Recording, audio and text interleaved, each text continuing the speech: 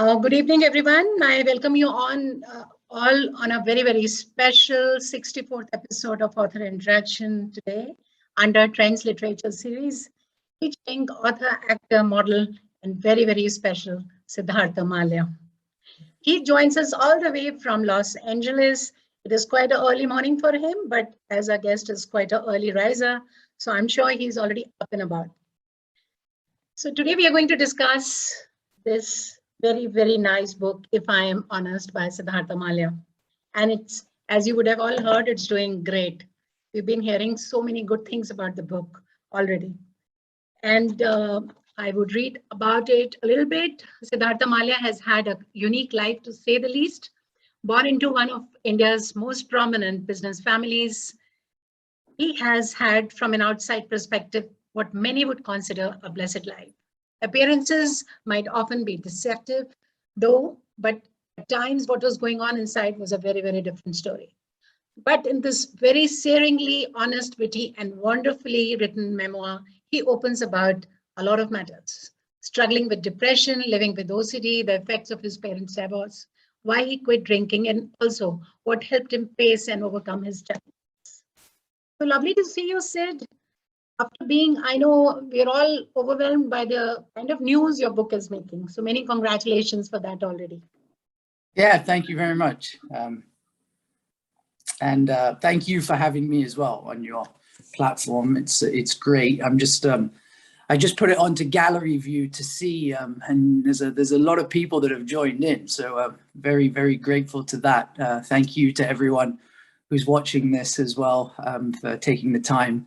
It's late, isn't it? It's 8 p.m. for you on a Friday night. So thank you for taking the time to be here and to listen to this. No, it's our pleasure, totally.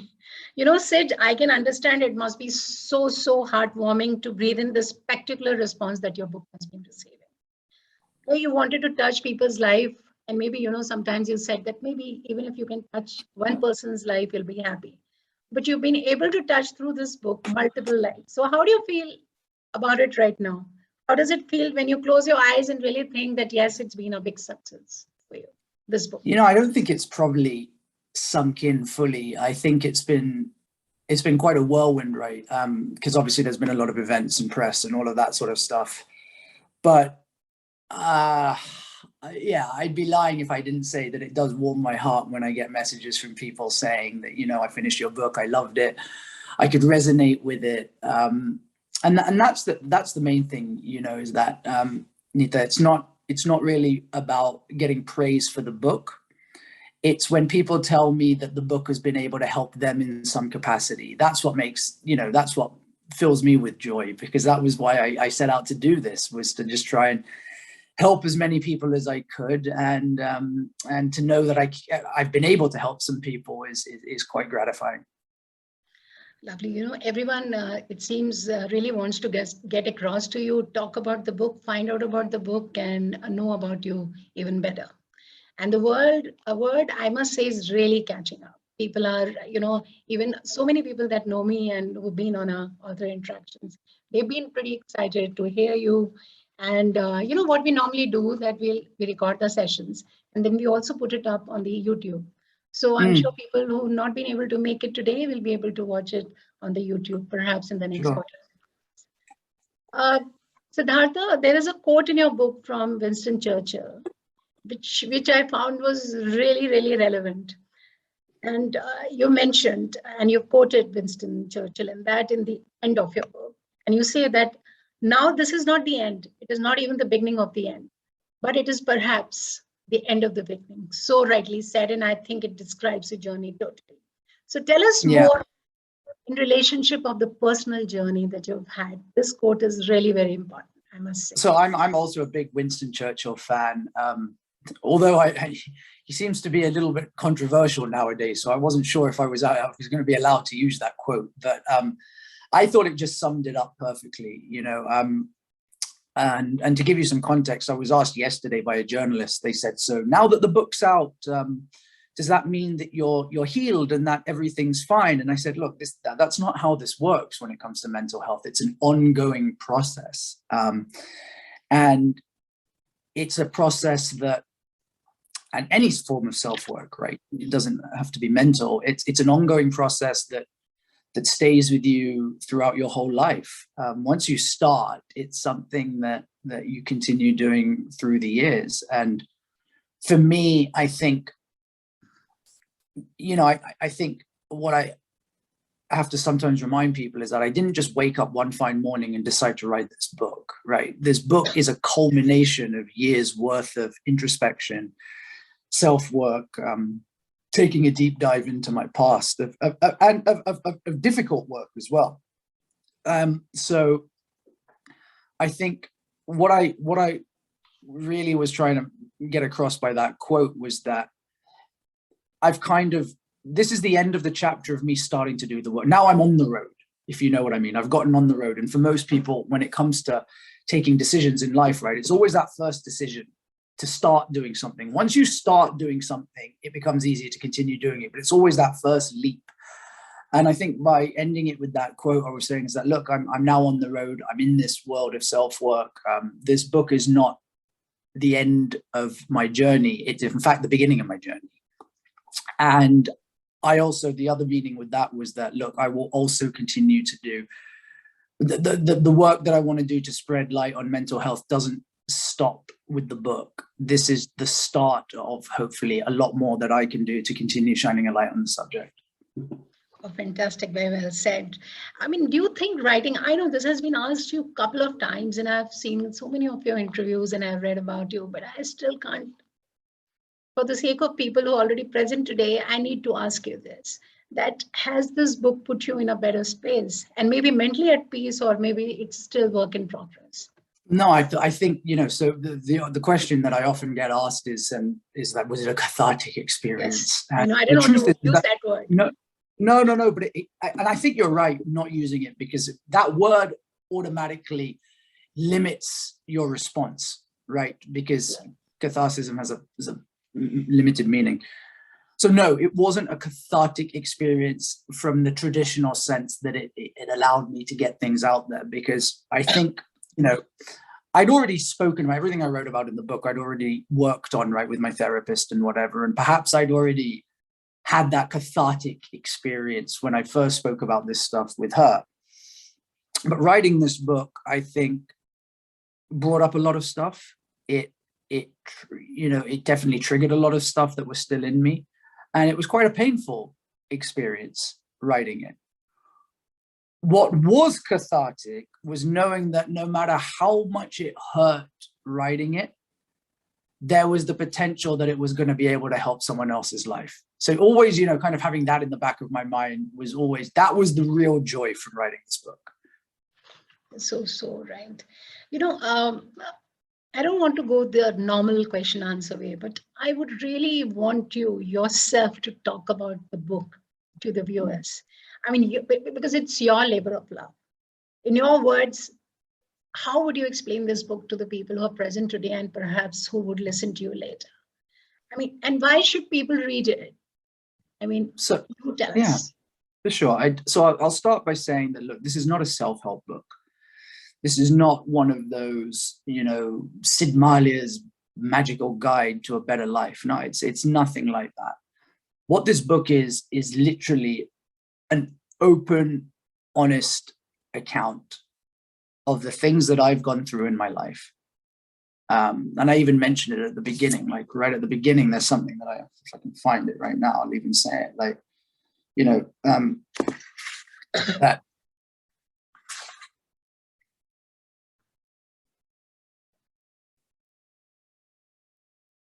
I'd say that, that this is a book that, I'll read it actually right from this. So I said, what I hope to get out of this book, I said, I'll share the main things what I do is share some of the main things I've struggled with in my life, what caused them, and how much of it only became apparent to me after I started my self-work journey in 2016.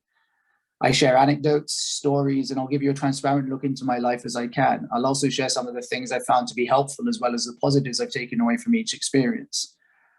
Chapters are in no particular order, and there's no particular structure to each one. Now, I write this even here. I said, I do want to mention at this point that I am not a mental health professional, and this is not a self-help book. I am just a normal human being sharing his story in the hope that it may inspire and help others going through similar things. Now, that's kind of the summing up of what I wanted to do, is that what I found, Neeta, is that, so I'd spoken to a publicist out in the US, and they read the book, and before it came out, right? And they were like, we think you should make it more prescriptive. So I was like, okay, so what do you mean by prescriptive? You mean more kind of in the self-help space? They said, yes. And I was like, look, I respectfully disagree. I am not Jay Shetty or Deepak Chopra or Eckhart Tolle, and I'm not trying to be any of those people. Those people have written a book about their experiences, and then they've gone and I believe, given you a system to kind of follow in order to live, to imply to your own life. I said, that's not what this is.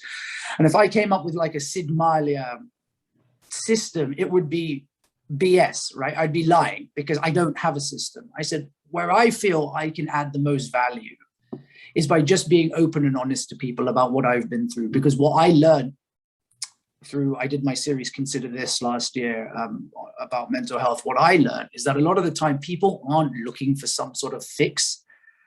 They just want to feel like they're not alone, and that someone else has gone through something similar that they have, and they can relate to it. And that's the most help that I believe that I could offer. And that's why this book is written in the way that it is to just tell people that, hey, look, you're not alone. So right. And there's a lot to learn from this. And what is the best part of your book? That it has been written in a very easy, your way of, the way you speak. You've just written that book. The way, anyone who knows you, been reading about you, they know this is from your heart that you have written this book. There is a complete chapter 8, in which you write what helped me to be free. And in fact, I must tell everyone, this is actually my favorite chapter, because there's so much of insight which Sid has given in that. And everyone who ultimately, any one of you who reads this book finally and orders for it, this is one go-to chapter, definitely. So I would surely like you to talk about it, though I know people should go back to the book and read from there, but maybe some of the tips that you shared in chapter 8 are very handy for everyone who's going through mental health problem or whatever. Yeah. Well, I think the important thing to note about chapter 8 is that everybody's chapter 8 is going to be different for them. And what works for one person doesn't necessarily mean it's going to work for someone else, right? And what I wanted to get across in chapter 8 was that there are often so many things that are available. See, here's the thing. A lot of people, this is true, right? A lot of people, I get messages from people saying, look, we don't have access to therapy and medication is too expensive. And I understand that medication is not cheap, and access to therapists, especially in India, is not widely available.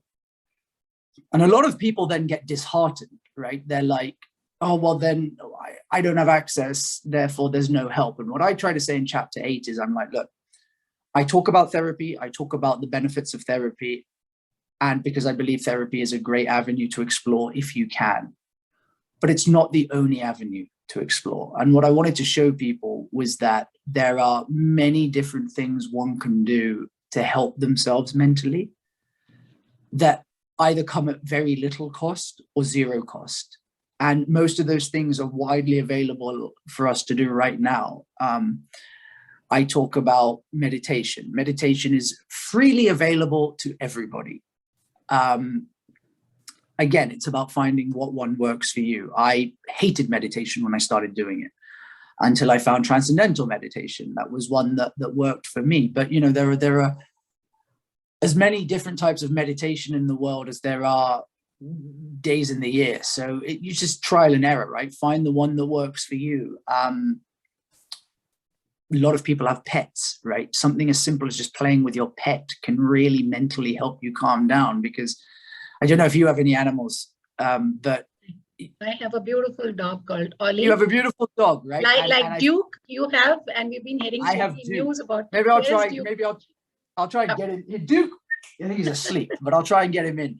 Yes. But you know it. The therapy that the unconditional love that a dog gives you is like nothing on this planet. And that can really help. And then my favorite thing that I mentioned in that chapter is so for me, running is a huge release for me. I know a lot of people, running is just a form of exercise, but for me, it was a form of meditation. And I remember when I was training for the marathon in Mumbai, I'd run around the race course at night, and it was just a real calming experience. But then again, if you're not someone who likes to run, you can go for walks, connect with nature. There are just so many. The point of that chapter was just to show that there are always things available to us to help us. You just got to be willing to look for it and find what works for you. You mentioned such simple therapies, such simple solutions. We all know it. It's just that you put it all together. So it's kind of, you can always use it as a referral guide. Okay, we go back and just see the list and see if we're doing all that. Thank you for coming out with this book. I've received, coming back to your running and everything else, I received a lot of requests as soon as people came to know that you're going to be on our forum. They really want to know what's your day like. I know you've been always heartthrob, and people have been really wanting to know about it. So this is something that they really would like to know. What is your day like right now in Los Angeles? The days right now, if my current days are usually getting up at 6:30 in the morning, meditating for half an hour, because then I've usually got interviews starting at 7:30 a.m. for me, which is 8 p.m. for you. So every morning, I think for the past 2 or 3 weeks has been interviews every morning, or a session like this, which has been great. I love, and in fact, that's on me, 100% on me. I kind of asked the publicity team that I was like, I don't want to do any email interviews. I'm a very face-to-face person. Yes. So I love this sort of interaction. So it's been doing a lot of those in the morning.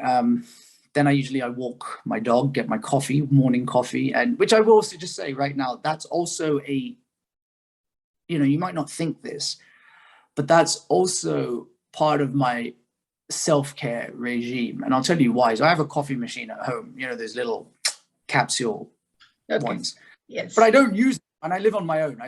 And my mum keeps asking me, she's like, why don't you just buy the capsules and make it at home? And I was like, see, it's not about the coffee. It's about going to the coffee shop across the road where they know my name, I know their name, they know my order. And it's about having that 5-minute chat with the barista, having that human interaction first thing in the morning. The coffee is actually secondary to the experience and the human interaction that I get every morning. And that really helps my mental well-being. So that's just another example of little things that can help us. And then I usually will work out. I do a lot of cardio. Like I'm either on the elliptical machine or I run outside. Fortunately, I live in Los Angeles, which means the weather is conducive, like pretty much year round, to running outdoors. I'm not a big weight person. I hate lifting weights in the gym. I find it very boring. So I like to run a lot, just put my music in and go for a run. And then a lot of it is planning for this, the book stuff. I've got acting stuff on as well. So I still go to my acting class. So it's working on scenes and scripts for that during the afternoon. One thing I know is that my daytimes, I'm not going to have very few book events, just because it's middle of the night for you in India. And that's where most of the events are. So I can focus on my acting stuff during the day.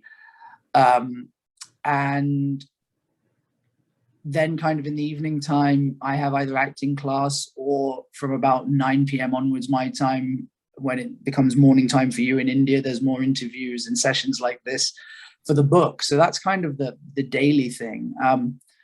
I will say I've been trying to take a little bit more time during the afternoons to just kind of unwind a little bit, because, whether you believe it or not, these sessions, when you're constantly talking about the book and talking about mental health and everything, they do really take it out of you, right? And I'm sure you as a moderator as well, like an hour session like this, it's tiring, right? And so I think I try to allow myself that time to remember that, okay, you've just spent the last 8 months writing a book. Now you're promoting it. It's going to have taken a toll on you. So allow yourself that space to kind of recover from it. And it's also a subject that's not light. So we should remember that. Lovely. I think a lot to learn from that. You really have a very balanced way of looking at things, and you are very down to the earth, I must say that. And that way you've always come across, I've seen your earlier interviews also much before, maybe before 2016 or something.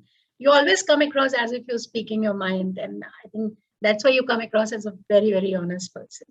Oh, thank you very much. And, coming to the book, from depression, OCD, complicated relationship with parents, effects of parental divorce, to quitting drinking, everything. As you've mentioned at the back cover of the book as well, the whole consolidation. But you, amongst all this, you really, recently I've been also talking about your therapist, Dr. Danica. Is he there now? Duke? He's here. Come in, Duke. Please, we need to see. Of course, he won't miss an opportunity to be on the camera. And we can't miss this opportunity to see him because he's been like all over on Instagram, everywhere. Hello, Duke. Hi, Duke. All right, I'll keep him here. Sorry. Please, no. He's very, very pretty. I've been looking at his pictures all the time. Yes, I also have a beautiful dog, but he's too big. He's somewhere around. I can't hold him on. Yeah. Maybe I'll send you a picture later. Yeah, please.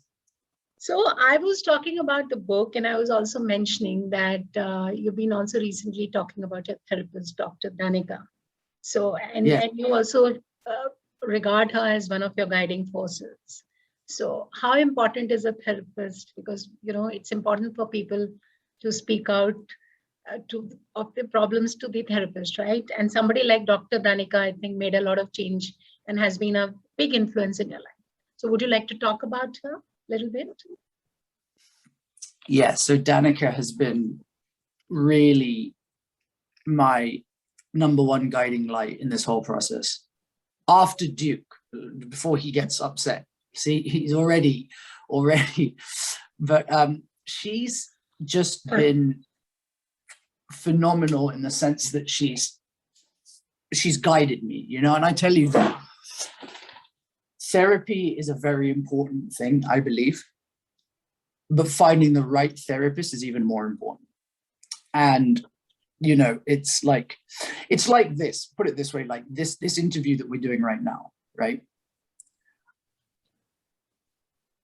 These interviews are really only as good as the moderator is, right? I can only give as much as the questions I'm asked, right? So you'd see that in interviews. Like the best interviews are the ones where the questions are better, not the answers. And the better questions give better answers. So it's a dance between two people, right? It's the exact same thing in therapy, is that you are only likely to open up to someone who makes you want to open up. They are then also only able to help you as much as you're willing to open up. So it's a two-way dance. Like if people laugh when I compare it to interviews, but it's the same thing. It's a two-way street.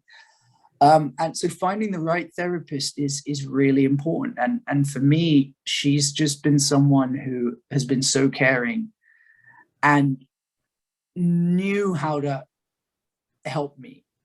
I think the thing with therapy is that it's not a blanket approach for everyone, right? Like, it's almost like if you look at sports, right? If I use a sports analogy, the best team managers in the world are the ones who know how to individually treat each player in their team separately to get the best out of each of them. And I think it's the same with therapy. It's not a blanket approach.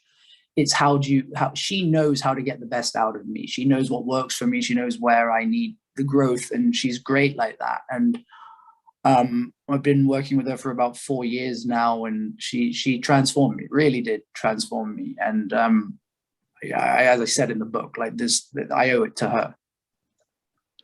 Fantastic. And what are your next plans, Sid? What are you thinking now apart from obviously this book is taking a lot out of you. 8 months you took to write, and then so much of people want to talk to you and everything, so that it maybe still take 2 more months. So after that, are you planning to write another book, or what are your future plans? And I'm sure if you're an actor, that could always be there. Yeah, let's see. Like I will. What I promise to do is to continue shining a light on mental health in whatever way I can. And if that comes in the form of another book, then great. But it will. Whatever happens, I'll definitely continue to do my part. I will write another book if I feel like I can help people. I'm not going to write one for the sake of writing it, right? I think that's just not what I wanted to do. Like, so if I feel like, okay, if I feel like that inspiration, like, okay, I can continue helping people, this is how I can do it, then of course I'll write another one. But I also want to, and I will say this, like, I was in the process, this was before COVID, so obviously things got put on hold, but I was setting up a foundation in India, actually out of Bangalore, called the Nama Foundation. And it was going to be aimed mainly at people who wanted to have a good time without alcohol, just to show people that it's okay not to drink. But obviously things got put on pause because of COVID. And now the more I'm thinking about it and the more time I've had to see the reception of the book, I'm thinking that maybe it will be either a mental health foundation in general, or one that's actually specifically targeted to OCD, which is something that I majorly suffered with and something that just doesn't have the right representation. So that's something that's in the works. And, you know, to everyone who's watching here, if you have any suggestions or ideas, do DM me on Instagram or whatever. Like, I'd love to hear. I want to hear what people want. I want to give people what they want. So I want to hear it from them, what they want. But yeah, whatever happens, there'll be continued advocacy for mental health from my end. And then, yes, you're right, the acting thing, there were a couple of projects that were meant to go last year, but then COVID hit. So hopefully those are now kind of back in the works, and maybe one of those goes, and we'll see. That'll be so nice, because we want to see a lot of you. We want to see you in any which way. So movies, books, interviews. We want to hear from you. We want to listen to your story, everything. So I have a few people in the interactive round. I'd like to put them directly to you. So I would like Neeta Aneja to come in first. She's a student of class 11th, and she wanted to ask you a question. Yes, Neeta. Of course. It's so amazing listening to you. Hi. I just wanted to ask, from my perspective, you seem like a person who believes in being humane, being compassionate, being you upfront with no facades.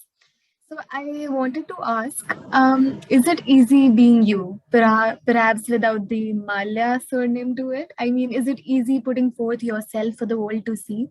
Or did it require some kind of working on it behind it? You know, I think it was easy to do once I was able to find who my true authentic self was, right? And I think most of us go through life not really knowing who we are. And for me, it was finding who I was. And then I guess the challenge is that obviously there is this surname, which isn't going anywhere. And that surname has at times brought a lot of positivity with it. In the last few years, it's not perhaps the most desirable name in India. So I have to learn to take that with it. And I think for me, what's been frustrating at times is that, like, I try and put myself out there, right? My authentic self. I write this book and I try and do all of this stuff, and yet there's still certain people who can't look beyond the last name. And I think that can at times be disheartening, but, you know, I'm definitely trying to be my own person and just show that to the world. Okay, thank you so and much. Let me ask you, Dia, something. Did you say you're in class 11? Yes. So that makes you how old? Like 17? 16, yeah. 16. So can I just say that it warms my heart that on a Friday night, as a 16-year-old, you've taken the time to come and join this event and to listen to us talk about mental health. Like, that's really inspiring. And I think someone called Salil is also messaged on the group saying they're 16 as well. You know, when I was 16 years old, I couldn't sit still for 5 minutes. Like, you would never find me on an event like this. And when I was 16, topics around mental health just didn't exist, right? It just wasn't a conversation. So the fact that you're here on a Friday night at 16 years old, watching this and participating in this discussion, I think is just a testament to you, but also really fills me with a lot of hope and a lot of confidence that the younger generation are actually taking this a lot more seriously. And because, you know, the only way this is going to change the change has to come from us, right? From the younger generation. I certainly need even my time, mental health wasn't a thing, right? But and what we have to keep doing is trying to make sure that it is a thing for the next generation and the generation after that. And to see people like you, Dia here, it's really inspiring. So thank you very much for joining. Like, it means a lot. And to everyone else out there as well. Thank you. Thank you. Thank you so much. Congratulations on your book. Thank you very much. Next, we have Mr. Deepak Koch. He's a career banker with over 2 decades, having worked across 3 international banks across the globe. Yes, hi, Deepak. Hi, Neeta. Thanks a lot. And Sid, hi, hello, good morning to you. Hi, Deepak. Sid, your story is quite interesting. And as you rightly said, the best part about your book is, the reader is going to feel that he's not alone in this, the subject that is usually considered taboo in India. I think the more the people come out and share their experiences, it could be a better world for us, I guess. So congratulations on your book, which I haven't read, by the way. I do plan to read it at some point. I'm actually traveling on business and at Bombay today. So a few minutes back, I watched a video of yours on YouTube where you're offering a lot of tips, which you just mentioned a little while earlier about, having a therapist, doing some evaluation, consulting, having a dog, meditation, whatnot, jog. I personally think that dog is the best therapist in the world. But anyway, I'm not so confident that a majority of the people in India have the luxury, if you like, to implement the key tips that you offer. Even like meditation has its own techniques to be followed. A dog is expensive to maintain. So anecdotally speaking, I think in India, the space for a professional therapist is usually hogged by a deluge of this self-proclaimed godman. So apart from your book, do you have any thoughts on any other easier or more accessible ways to combat mental health issues, which is easily accessible to the common man? Or do you think that these Babas will continue to monopolize this space, which is what I believe is the reason why we have never really given space for the more professional therapist in India? Right. I think there's 2 things there. So I think, yes, of course, maintaining a dog and all of that sort of thing is not a cheap endeavor, especially the amount my dog eats. It's, I don't think he realizes it. But here's the thing, like with meditation, let's look at that, Deepak. There are things to follow, but it is accessible to everyone, meditation. And when we think about meditation, it doesn't cost anyone to sit still and close your eyes for 20 minutes and to focus on your breathing. Now, look at India as the land where yoga, all of this came from. It's there, it's accessible to people. Praying is also a form of meditation for people. You don't need to be taught how to pray, right? Some people find their release in shutting their eyes and praying to whatever they want to call their higher power, right? So that's also a way of meditation. Going for a walk outdoors doesn't cost anything. These are just little things that one can do that can help you center yourself and really get in tune with yourself. Literally just going for a walk and stuff like that. Like I do agree with you. I do agree, we are a country, like you said, where there's a lot of the Babas and pundits and this and that, all of that sort of stuff. But, what I found is that if you're someone who likes to pray and you go to the temple, whatever it is, right, that seems to be something that's accessible to everyone in India, prayer, right? Everyone is praying every day, every second. That can even be a form of meditation. That can be a connection, right? That can be that time that someone takes for themselves to really shut down and unwind and really take that time for themselves. So there are so many things available that go beyond therapy and medication. I think the other thing is that the other reason why there's still this lack of therapists in India is because there's still such a taboo around the subject of seeking help and mental health, right? You've worked in a bank. I've worked in the corporate world as well, right? And, talk about someone saying that I'm going to see a therapist, the HR department's going to have a field day and be like, hang on a second, are you fit to be working in this company? You know what I mean? Because that's where people don't quite realize that the importance of having like really companies should be having on-site counselors and on-site therapists as part of the staff, where you or any of your colleagues can anonymously go and talk. But I think that's what we really need to change, is the narrative around mental health, to make it seem more acceptable, because it is acceptable. And hopefully the more acceptable it is, the more people will see it as a career opportunity. Right. I think it's changing in India, and I guess that we'll definitely go along. We've got a long way to go, but I hope that I can see that the change is happening, but it's a long way to go, I suspect.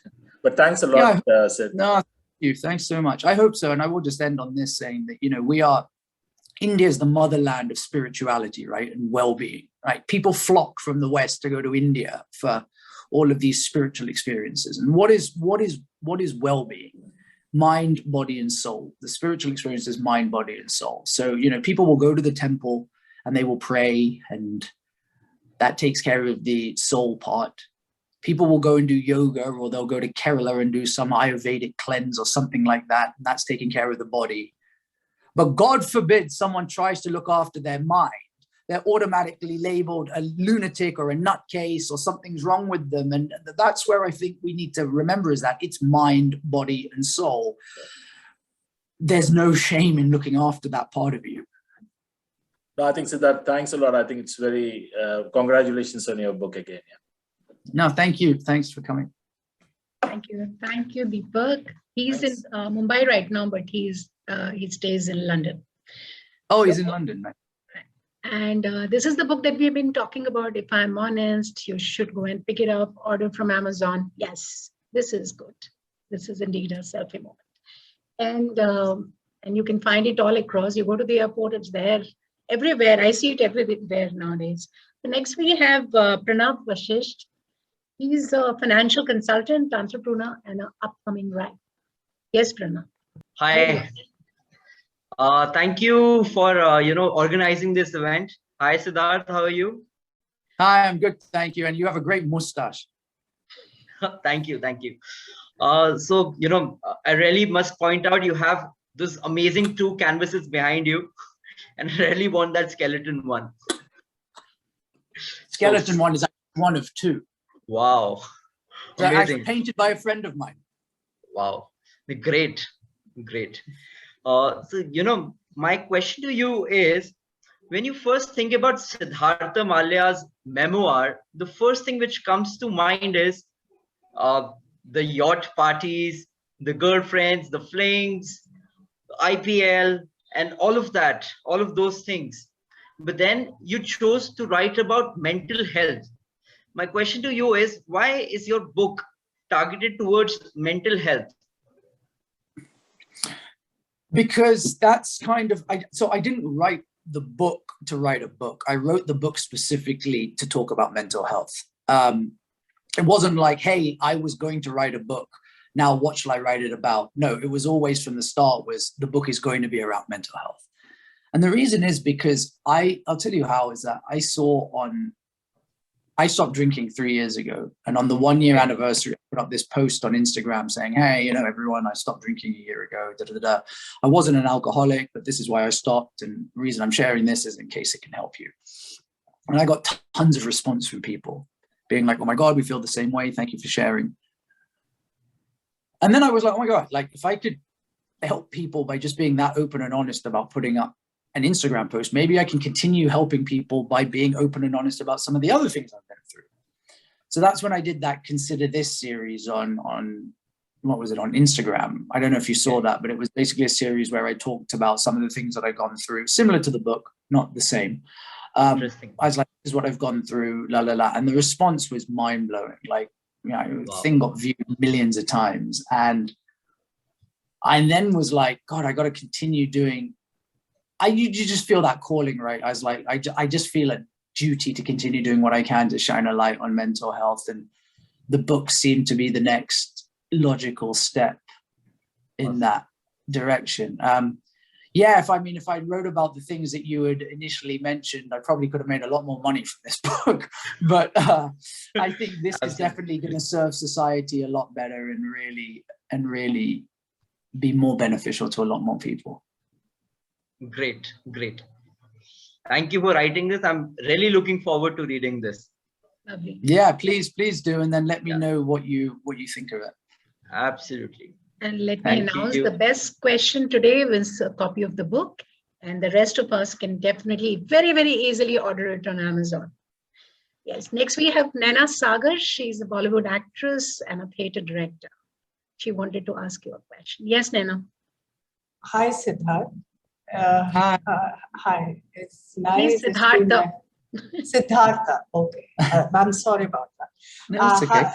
I was very interested. Very interesting topic, primarily because all my life I have dealt with people in my close circle who have had some kind of ailment. And I always felt maybe this is a kind of soul growth for me, wherein I have to take care and learn things. So the first thing, the foremost thing that you pointed out, it is body, mind, and soul, what goes together.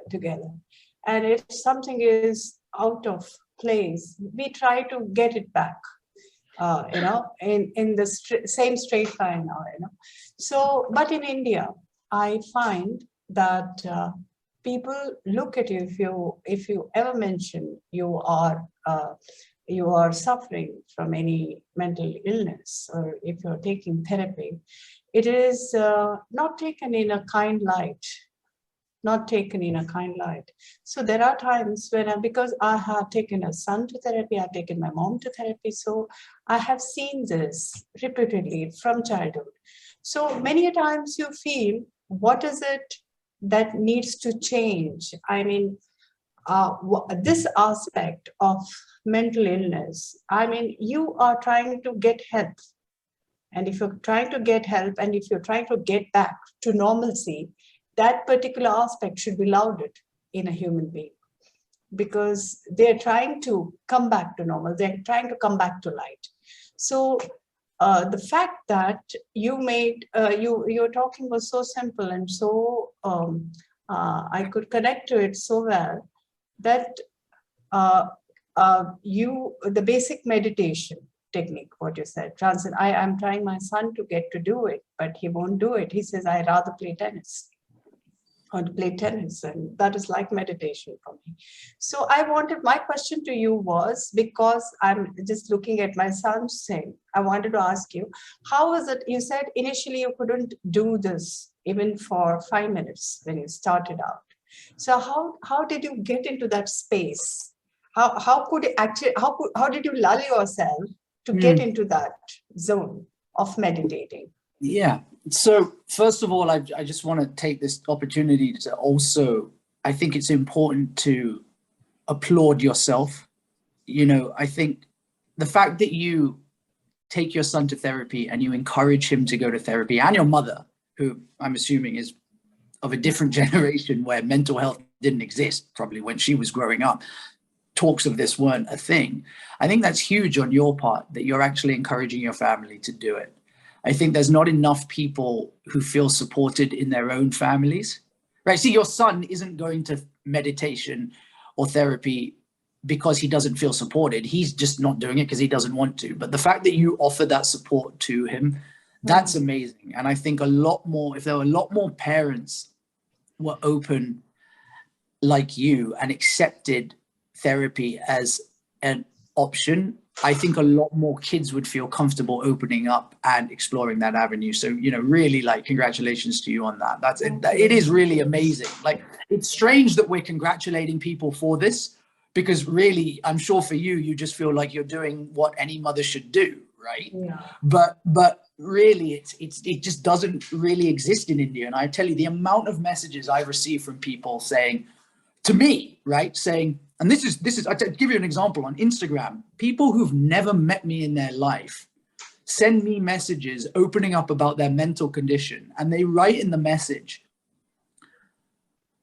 I hope you don't mind, we're opening up to you because we cannot open up to our own families. They don't understand us. Okay. And that is heartbreaking to hear. Yes, heartbreaking. That people, and I love it. God bless them. But the fact that someone feels like they have to open up or the only person they can open up to is a stranger on the other side of the world because their own family won't listen to them, it's devastating. And to know that you are such a support to your family, mother and son, it's you know, the world, India would be a much better place with more people like you. So I just want to say that for everyone watching. Thank you so much. In terms of meditation, the thing for me is that I'm not kind of someone that's, my teacher at drama school said it best. She's like, when Sid's free to do what he wants, he shines. But when he's being told what to do, he like shuts off. When I started doing meditation, it was like all of these rules, right? Sit straight, breathe this way, cross your legs, straight back, la, la, la, la, la. And I was like, I was getting more stressed out trying to do this thing correctly than the benefit I always have. So like with anything in life, right? If you don't enjoy it, you're very unlikely to continue doing it. So I stopped. I then went on and I did mindfulness-based exercises, and there's a lot of apps available. You know, I think one thing everyone, and I know Sis was saying, is that everyone in India, no matter where they come from, one thing that everyone seems to have regardless is a smartphone with the ability to have apps on it. That's the one standard that, and there are so many apps where you can do guided meditation. So I started doing like those guided ones where there would be a voice telling you what to do and this and that. And then I found Transcendental. The reason I found Transcendental was, there's quite a few actors have done it. And then I said, I'll go check it out. Like, you know, I went and checked it out. And what I liked about Transcendental straight off was that, you know, it's a mantra meditation where they give you your own kind of work. And you do your thing. And it had no rules. It was like, you want to fall asleep, fall asleep. You want to do this, do this, do this, do this. And there was no rules. And it just took all the stress out of it. And that then obviously made it more enjoyable for me because I was like, well, I can't really do this wrong. So I'm going to do it. But if your son finds tennis meditative, then I'd say just encourage him to do that. For example, I like to run a lot. Running for me is my meditation as well. And I think sport is a huge relief for a lot of people. But I don't think it has to be one or the other, right? You can do both. You just take 10 minutes a day to sit to himself quietly. That can also help. In fact, if you see the best athletes in the world, right, they all incorporate some form of mindfulness meditation into their athletic performance. Absolutely. Thank you so much. Thank you. To do that now. Yeah. How much time do we have, Siddhartha? I've got as long as you want. I Yes. can go as long as you want. And I think there are some people who've also messaged questions, which I'm happy to answer as well in the group, in the chat. We have Arushi right now. She's a researcher with degrees in psychology and environmental studies. Arushi Rai, for the direct interaction, please. Hi, can you hear me? Yes. Yeah, hi. Hi, Siddhartha. Firstly, it's so good to hear you. I mean, as a person who has a degree in psychology, it's so warming to hear people share their stories about mental health. As for my question, I know that you have answered this in some variation earlier, but I still want to ask this. I think that when people write about themselves, they live through certain experiences of their lives again. And so I want to know how you tackled with the emotions that came with the writing process. And then, you know, even now when you're going for interviews and people may sometimes ask you questions that are sort of personal, you do sort of remember hard experiences. It can be traumatic sometimes, I don't know. So how do you tackle with these emotions? You know, I'm sure you spend a lot of time with Duke, but yeah, apart from that. Yeah, you're right. It does trigger things, right? And I think when you're constantly talking about the same thing over again and writing it, it does bring things up. I think it's really been kind of accepting that. Acceptance, and I think, you know, as a psychologist, you probably will agree with me here, right? Is that a lot of the time, acceptance is key. It's not about trying to change the emotion or the feeling. It's about accepting it. Most of our struggle comes from trying to fight against what we're going through, right? That most of it's like a dog trying to chase its tail.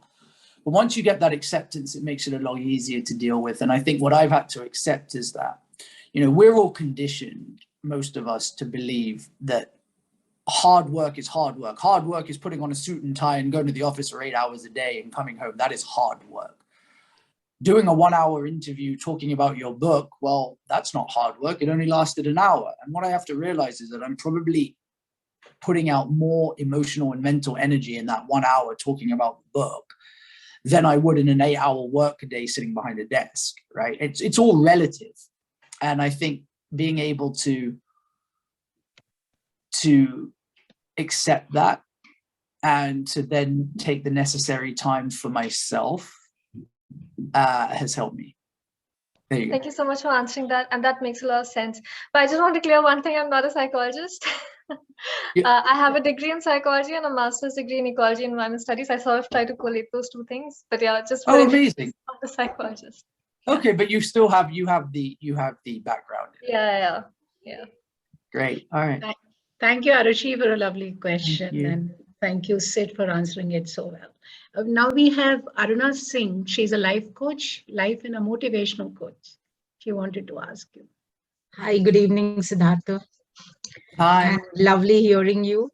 And the best part out of it is a big shout out to you for discussing about this mental health.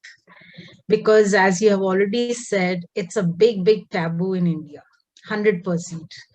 And people don't want to actually speak about this state, and especially to the people they are in contact with. And so I think your book will be of great help to those people who are behind the scenes and who are behind the curtains, hiding themselves and not able to discuss their problems with anybody. And the first thing I would like to ask you is, how did you get into therapy? How did you think that you need therapy? So for me, it started, I was at drama school at the time, and this is in 2016. And, I was in school, so I was being opened up in ways that I guess I'd never felt before, emotionally and physically. That's what drama training does. And, it was around the same time that the stuff that my dad was going through started to kind of kick off, and I was feeling things really deeply. And I went and spoke to the school's on-site counselor, because we used to have counselors there. And I remember speaking and being like, oh, this actually really helped. And then afterwards, when I went through depression and I went to my GP, who referred me to a psychiatrist, they recommended me to go to a therapist. And my first experience with therapy in London, I did not enjoy it. And I write about that in the book. I mean, it was just it wasn't a welcoming environment. And I was kind of put off for a little bit until I came back to LA, and I was like, okay, do you know what? I'll give it another go. So for me, I kind of felt like it was something I wanted to do, but I realized the importance of finding the right person. You have to relate with the person first thing, right? 100%. Yeah. And I think, and I write otherwise you cannot share your inside out anything with them. Sure. And as I said to Neeta during our chat, it's like, you're only going to get as much out of a therapist as you're willing to put in. I mean, the help they can give you is only as much as you're willing to open up. But then again, you're only going to open up as much as that person makes you want to open up. And I think that, the right questions at the right time. Right. And I think it's also about the right fit. I think you can ask yourself things before trying to find a therapist, like, okay, who do I relate to more? What do I want? Like, for example, my own experience is that for whatever reason, the women in my life have always brought out the best in me, right? Maybe that's because I was raised predominantly by my mother. Maybe at school, it was always the female teachers who I connected with the most. So when it came to therapy, I automatically looked for a female therapist because I as Siddhartha, am more comfortable in female energy. Right. Other people, it might be different, right? Other people might find different things. So I think it's important to kind of know where you gravitate and kind of have that as part of your sort of thought process if you want to explore this route. That's true. Wonderful, Siddhartha. And again, 3 cheers to you for sharing all these things to people, encouraging them to share their own feelings to get out of that rut. No, and I would like to say 2 more things that you can practice for, to get out of this thing. Always you can do some artwork, which again is a therapeutic one. And second is gardening. Talk to your plants.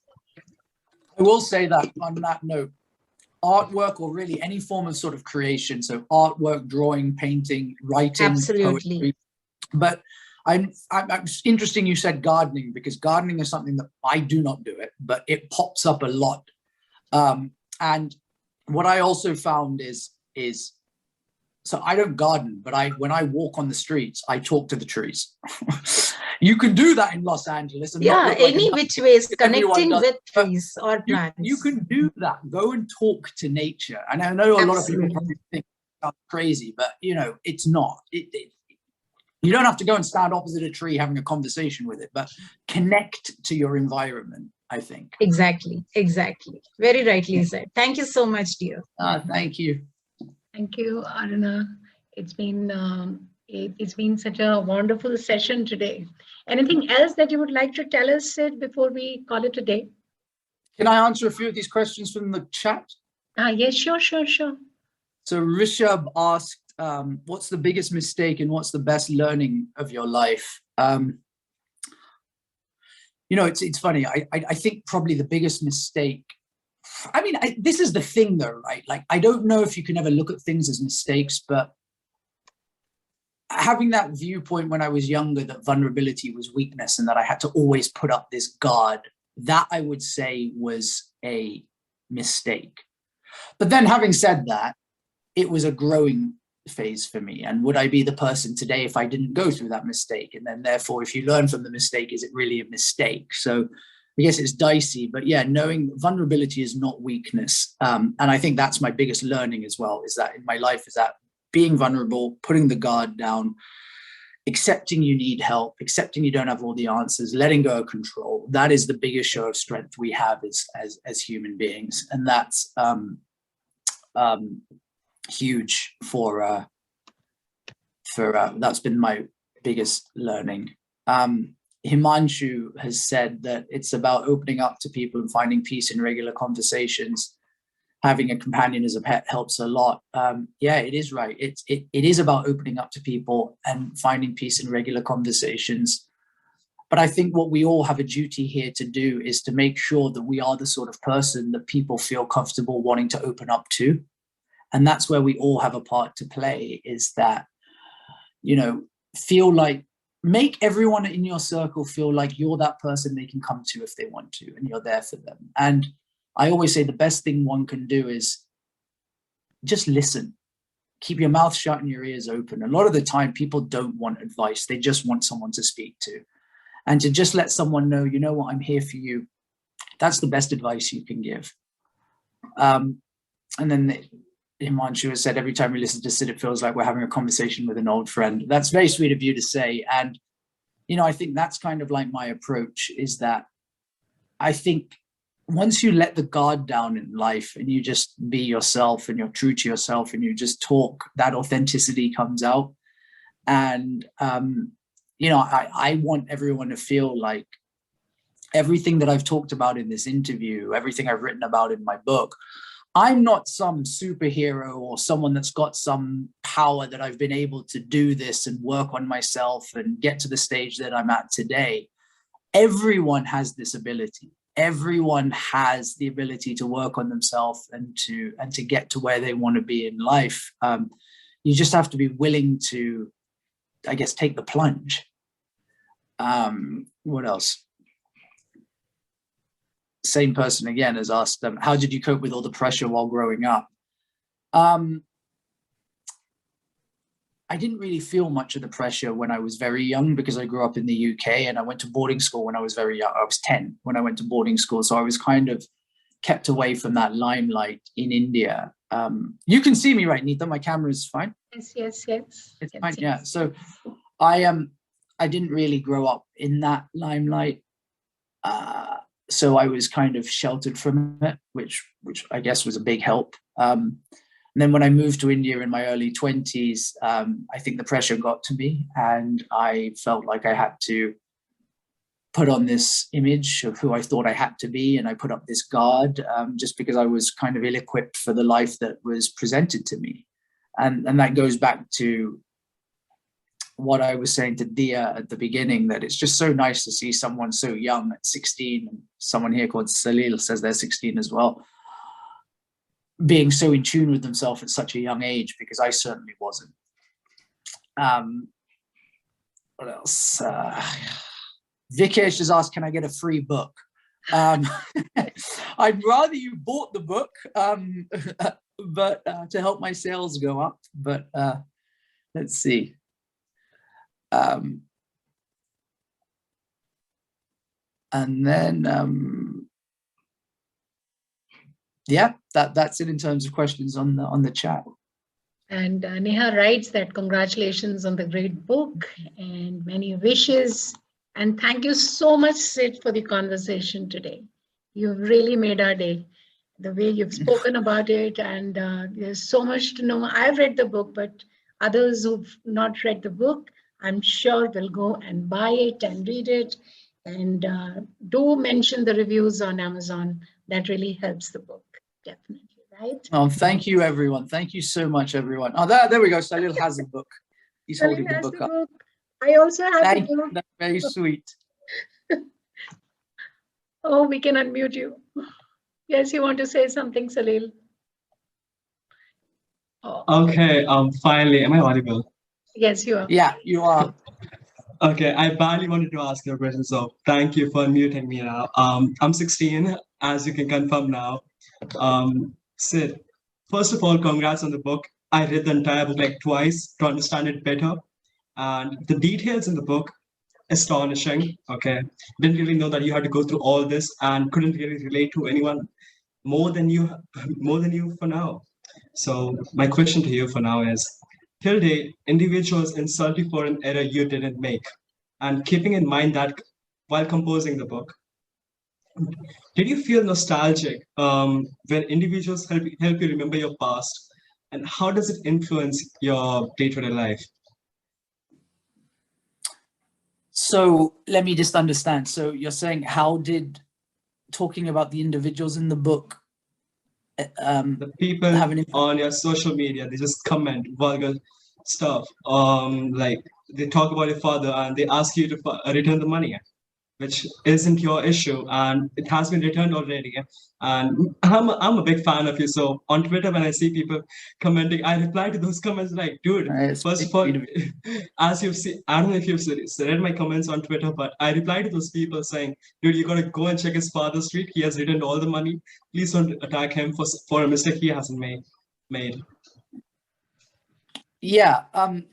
You know, I think of course it gets upsetting, right, when you get messages like that from people. And I guess it does get a little bit difficult, right, when people can't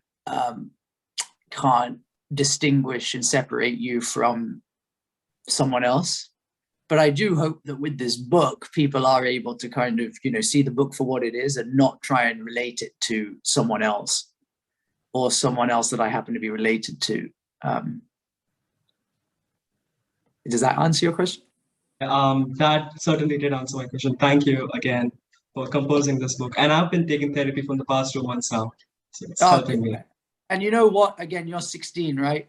The fact that you're going to therapy at 16, bravo to you, man. Like, really, congratulations. And like, don't take this lightly. I think you're an inspiration for a lot of people out there. And it's great. It's great. It really is great to see so many young people stepping up, especially in India, where it's not easy. I know it's not easy. So really, like, man, you should be, and I'm sure you are, you don't need me to say it, but be very proud of yourself. God, I did a lot of convincing there, but I got it. Thank you again. Thank you. Does anyone else have any questions? I'm enjoying this. I can keep going as long as you want, Neeta, unless you need to want to end it. Been trying to. Vijay Shankar, would you like to? He's the advocate with Supreme Court, and he wanted to ask you a question. Good morning, Siddharth. Many congratulations on your book. Thank you. Hello, am I audible? Yes. Yes. We. As we have seen that autobiographies have often been used in order to whitewash certain unpleasant yet true events from the life. They have been used. I'm not taking any name, but they have been used in that manner. So why did you decide to paint the king with his scars and pimples? So yeah, you're saying is that most people use these things as an Most opportunity to people, whitewash. I'm not taking names, but most people Right. use it. Right. And why was I so honest is basically what you're asking. Yes. Exactly. The reason is because it's my truth. Right. And I feel like there's enough, and I write this in the beginning of the book, there's enough people in the world who will go out of the way to tell you how great their life is and put on an image. You know, India is a country where, and I'm going to say this, it's fact that, you know, a lot of people in the media, celebrities and whatever, are very image conscious, right? And when you see some of their interviews, you don't know if that's them or if that's the image of them that they're portraying. For me, I was like, the only way I'm going to be able to help people in this book is by being open and honest. Like I don't think I would have got anything. First of all, I wouldn't have gotten anything out of the book by portraying an image of someone I wasn't. But also as a reader, I don't think the readers would have gotten anything from the book if I wasn't being genuine and honest to them. So for me, it was all about being who I am and saying, look, this is me. And that's my truth. And I think it's more about that in life, right? Is embracing our truth of who we are, as opposed to an image of who we think we should be. Thank you so much. Many congrats. Thank you. Congratulations once again. I'm looking forward to read your book. Please do read it, please. Thank you. Thank you, Vijay. I don't see any more questions. Anybody else would like to ask? Neha says, well said. Thank you, Neha. Yeah, I think that's it. That's about it. Not that we want to kind of finish this conversation because it has been so lovely. I know, it's been great. And let me say thank you to you, Neeta. I mean, this is all thanks to you as well. I think you've been a fantastic host and you've clearly got a great group of people together here. So thank you. And I will say this, please do not hesitate. If you ever want me back, I'm more than willing to come back on your platform. I've thoroughly enjoyed this. Out of all the interviews I've done, this has been one of my favorite sessions. So and nice anytime, please reach out. I'm more than happy to come back and just talk about anything, really. Yes, I think we'll do that. And we'll be more than happy to have you once again, twice. Whenever you want to come in, you just have to ping us and we'll have a session again. And I look forward to many more books from you, many more news from you. And I really wish you so much of success in your career. We all want to see you on big screen in a big way. We saw bits of you in Netflix, but we want to see you more. And I really want to wish you.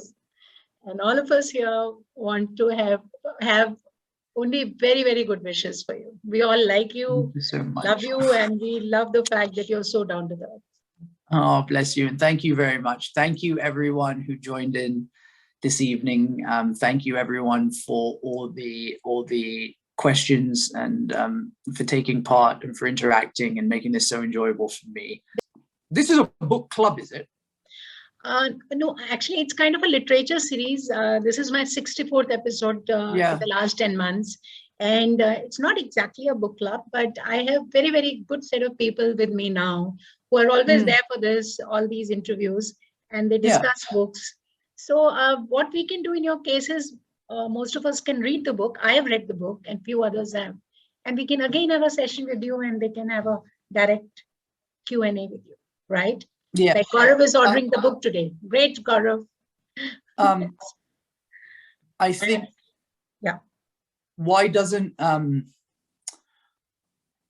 why don't you do that? Everyone read it, and I'll tell you why. And I would love to get everyone's feedback on it, of things that you'd like to see, that if I was to do another book or if I was to do a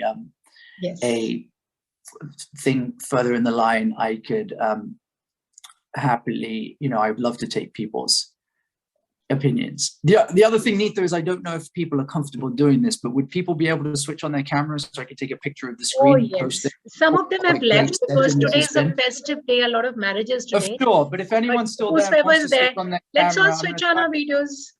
Yes, we'll try and take a picture of the screen. Sally looks most happy.